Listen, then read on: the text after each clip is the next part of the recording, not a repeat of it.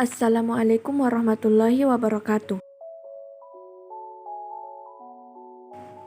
Perkenalkan, nama saya Siti Hestianti Abu Bakar, NIM 2020203860202054. Saya dari Prodi Ekonomi Syariah, mata kuliah Keuangan Publik Islam, Fakultas Ekonomi dan Bisnis Islam, Institut Agama Islam Negeri Parepare.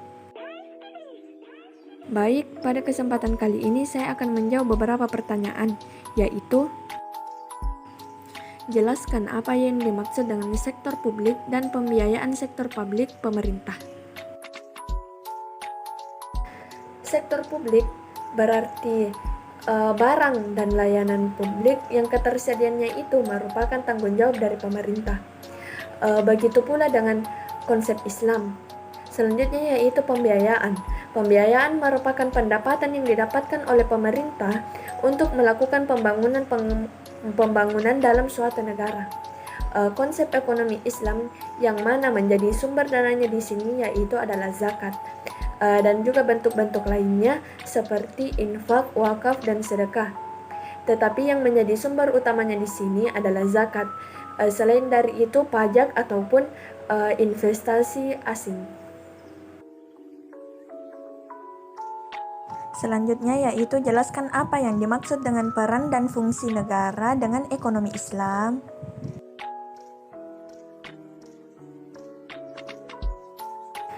Negara merupakan bagian yang sangat penting dalam mewujudkan hukum Islam, karena Islam secara sistem tidak dapat berjalan secara utuh tanpa adanya negara. Tujuan hakiki dari negara dalam Islam adalah memberikan maslahah kepada masyarakatnya yang mengantarkan manusia kepada kemakmuran. Dalam pondasi ekonomi Islam, pemerintah memiliki peran penting dalam menciptakan kesejahteraan masyarakat. Prinsip khalifah menjelaskan peran manusia sebagai khalifah Allah. Tujuan ekonomi Islam dalam menciptakan falah yang direalisasikan menjadi optimasi maslahah. Oleh karenanya, tujuan peran pemerintah dalam menciptakan kemaslahatan bagi seluruh masyarakat. Selanjutnya yaitu jelaskan yang dimaksud dengan instrumen zakat sebagai sumber penerimaan keuangan negara.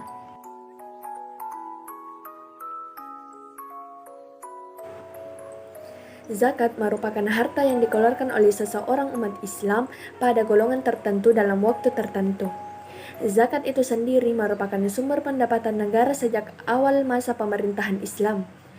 Zakat bisa meningkatkan perekonomian dan pendapatan nasional suatu negara. Keuangan Islam, negara yang paling fundamental dan mengembangkan harta dalam adalah zakat.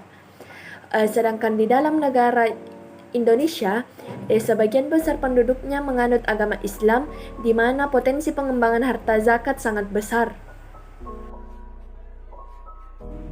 Selanjutnya yaitu jelaskan yang dimaksud dengan instrumen non-zakat sebagai sumber penerimaan keuangan negara.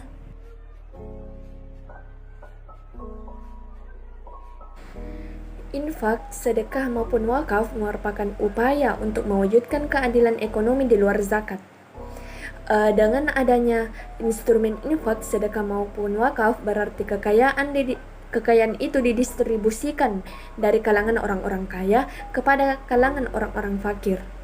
Hasil pengelolaan dana infak, sedekah maupun wakaf dalam bentuk yang produktif dapat dimanfaatkan secara lebih luas dalam rangka kesejahteraan masyarakat banyak, dan bisa diaplikasikan sebagai pembangunan ekonomi meliputi program pemberdayaan umat, pengentasan kemiskinan, pendidikan, kesehatan, dan lain-lain.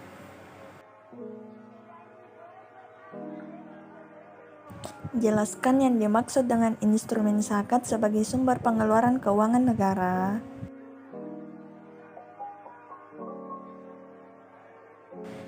Kebijakan pemerintah dalam mengelola pengeluaran keuangan negara setiap tahun direncanakan dan disusun dalam Anggaran Pendapatan dan Belanja Negara atau APBN.